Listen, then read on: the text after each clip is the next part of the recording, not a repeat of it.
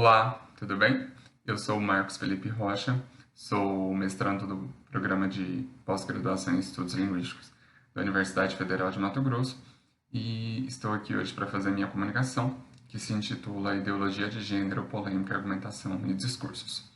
Primeiramente, eu gostaria de agradecer à comissão do GISE, Jornada Internacional de Semântica e Enunciação, em especial aos professores Luciana Salazar Salgado e Márcio Antônio Gatti, pela oportunidade de estar participando deste simpósio temático e apresentando um trabalho oriundo da minha pesquisa de mestrado, desenvolvida no PPGEL da UFMT.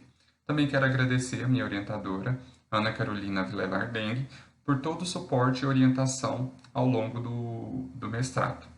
No que tange o meu trabalho, minha proposta inicial é analisar a partir da noção de fórmula discursiva o sintagma ideologia de gênero e sua circulação na esfera nacional.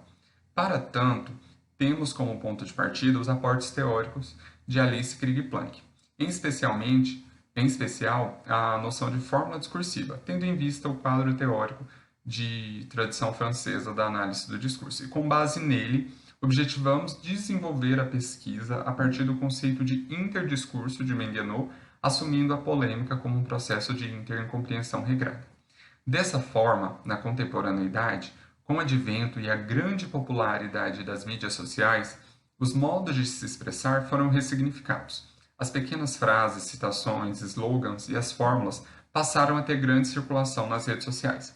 O Facebook e o Twitter, por exemplo, têm o feed, o mural, a timeline, como ícone principal, onde os usuários são estimulados a todo tempo a compartilharem textos curtos, pequenas frases, aforismas, provérbios, etc., que melhor representarem um dado momento e sobre assuntos em uma determinada conjuntura.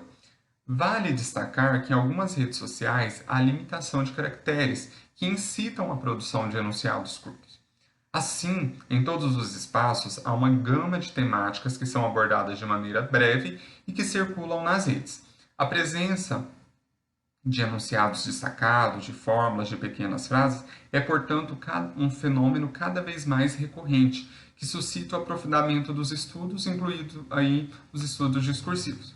De acordo com Menguenot, é por meio desse tipo de materialidade que as ideologias circulam, por assim dizer, e são, de certa forma, sustentáveis. Alice Krieg-Planck propõe um quadro teórico-metodológico bastante preciso para o estudo de fórmulas discursivas, escrevendo-a na análise do discurso. Segundo a autora, a noção de fórmula não é uma noção aproximativa. As propriedades que a caracterizam são precisas. Assim, só será possível para o analista apreender o objeto por meio das propriedades fulcrais que constituem a fórmula. A saber, então, são 4 propriedades: ter um caráter cristalizado, se inscrever numa dimensão discursiva, funcionar como um referente social e, por fim, comportar um aspecto polêmico. Em linhas bastante gerais, uma fórmula é, portanto, uma unidade lexical, simples ou complexa, que tende à cristalização e que, em decorrência disso, circula pelo espaço público em um dado momento histórico, ganhando notoriedade e suscitando que o sujeito se posicione em relação a ela. A fórmula é, portanto, a arena partilhada em que o enfrentamento se torna possível. Em decorrência de suas características, estudar uma fórmula implica um trabalho de rastreamento, em primeiro lugar, das sequências didáticas ao estatuto formulaico, para que se possa seguir os seus rastros pelo interdiscurso. Além disso, as fórmulas exigem do analista a construção de um corpus heterogêneo e amplo. Afinal, a fórmula ela circula por campos discursivos variados e impõe a existência de posicionamentos conflitantes em seu entorno. As fórmulas estão, portanto, investidas de questões sociopolíticas, questões que têm como consequência usos polêmicos e conflituosos, como a Alice Krieg-Planck pontua. A fórmula ideologia de gênero ela começa a circular massivamente no Brasil, conforme detectamos no contexto das discussões em torno da elaboração do Plano Nacional de Educação em 2014. É claro que as discussões em torno de gênero já vinham se desenvolvendo desde os anos 90. no cenário nacional, a cristalização surge nesse contexto do Plano Nacional da Educação. Então, nós podemos ver aqui alguns excertos que mostram a circulação da fórmula. As expressões de gênero e orientação sexual referem-se a uma ideologia que procura encobrir o fato que os seres humanos se dividem em dois sexos. Segundo esta corrente ideológica, as diferenças entre homem e mulher, além das evidentes implicações anatomômicas, não correspondem a uma natureza fixa, mas são resultado de uma construção social, seguem o célebre aforisma de Simone de Beauvoir: não se nasce mulher, fazem na mulher. Assim, sob o vocábulo gênero, é apresentada uma nova filosofia da sexualidade. Na educação, a ideologia de gênero traz diversos inconvenientes. Nas crianças e nos adolescentes, ela gera a confusão no processo de formação de sua identidade pessoal. Pode-se despertar uma sexualização precoce e promíscua na medida em que a ideologia de gênero propugna por uma diversidade de experiências sexuais em vista da formação do próprio gênero. Além disso, essa ideologia poderia abrir um caminho perigoso para a legitimação da pedofilia, uma vez que a orientação pedófila também poderia ser considerada um tipo de gênero. É sabido que a banalização da sexualidade humana leva ao aumento dos índices de violência sexual.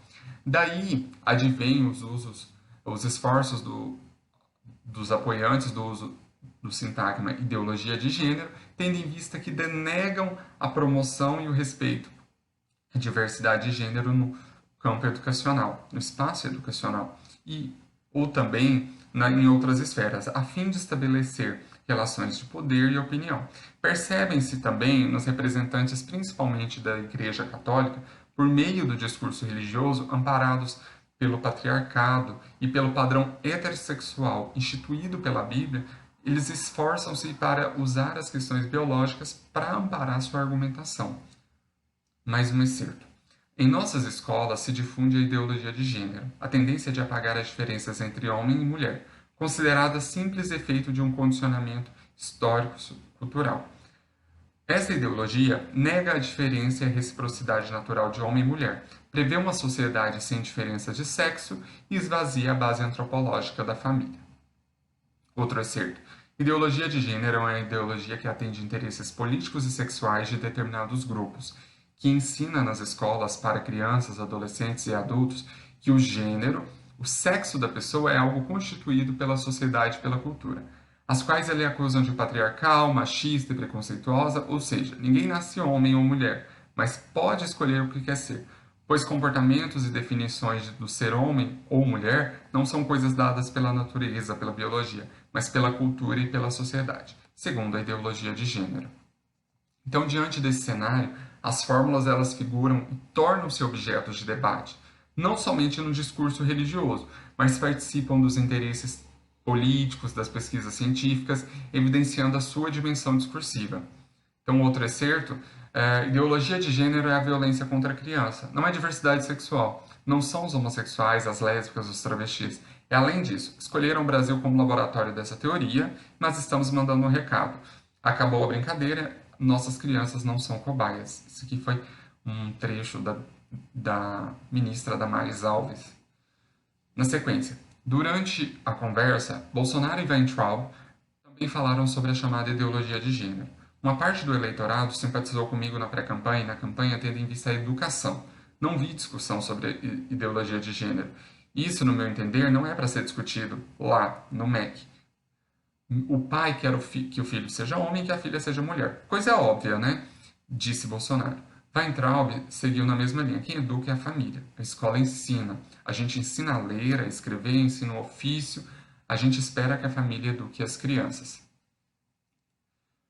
Na sequência, o presidente Bolsonaro, PSL, marcou presença na Marcha para Jesus neste sábado, 10, em Brasília, e afirmou em seu discurso num trio elétrico que a ideologia de gênero é coisa do capeta. O presidente também defendeu a chamada família tradicional e disse que as leis servem para a proteção das maiorias.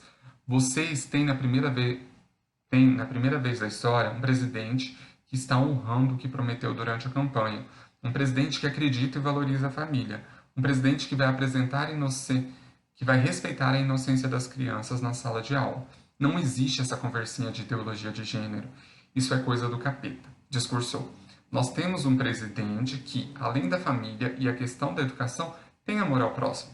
Não discriminamos ninguém, não temos preconceito. E deixo bem claro, as leis existem para proteger as maiorias. Em seguida, o presidente fez críticas às leis que possam ferir os princípios da maioria. O que a minoria faz por livre e espontânea vontade, sem prejudicar a maioria, vai ser feliz. Nós não temos que admitir leis que tolham e firam os nossos princípios. Nós queremos leis para que nos façam viver em paz e em harmonia e para fazer o Brasil crescer. Então, à guisa da moral e dos preceitos de harmonia, é possível destacar que há um grande rechaço dos movimentos de igualdade e diversidade de gênero. Para os cristãos, para os fundamentalistas e conservadores, ideologia de gênero. Destaca-se, primeiramente, uma adjetivação negativa observada nos excertos, de modo a aderir, no caso do discurso político, o apelo ao público específico. Então, observa-se violência contra as crianças, coisa do capeta, ideologias contrárias, um abuso e uma ilegalidade, leis que talham e que firam os princípios. Do mesmo modo, há uma ênfase nas consequências negativas no sentido da promoção da diversidade, que a promoção da diversidade de gênero engrenaria um desmonte de valores e princípios intrínsecos e que estão partilhados na sociedade. Inserir as teorias de gênero no ensino básico é de promover o distanciamento da relação de pais e filhos. Dando sequência aqui, todavia, existem grupos que são adversos aos usos da fórmula ideologia de gênero, muitas vezes a ressignificando. Assim, denotam haver uma ideologia dominante, porém que é heterossexual, patriarcal, fundamentada em preceitos e na negação religiosos e na negação da diversidade de gênero. Observamos esse excerto. Mal começamos a entender a diversidade humana, vozes medievais emergiram das catacumbas para inventar a tal ideologia de gênero. Como nunca vi esse termo mencionado em artigo científico, nem em livros de psicologia ou de qualquer ramo da biologia, fico confuso.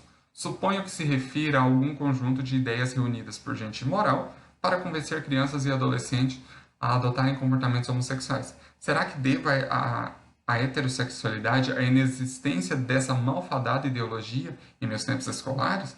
Caso existisse, eu estaria casado com um homem?